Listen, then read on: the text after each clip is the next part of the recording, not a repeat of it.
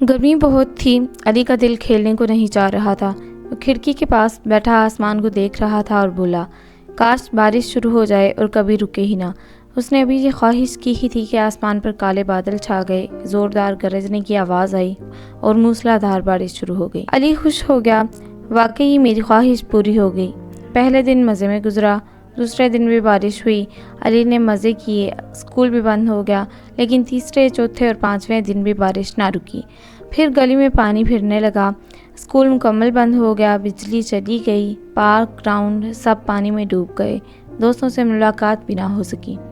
10 दिन गुजर गए। अब अली उकता चुका था। उसने खिड़की से बाहर देखा और अफसुर्दा होकर बोला, मुझे बारिश सिर्फ एक दिन के लिए चाहिए थी, हर दिन नहीं। इसी लम्हे एक आवाज़ आई, तो क्या तुम अब चाहते हो कि बारिश रुक जाए? अली ने फ़ौरन कहा, हाँ बिल्कुल। चंद लम्हों में बादल छट गए, धूप निकल आई और आसमान साफ हो गया।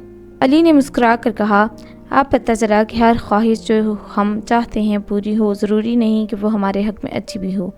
अली ने तो अच्छा सबक सीख लिया। अब आप बताएं कि आपने इस वीडियो से क्या सबक सीखा।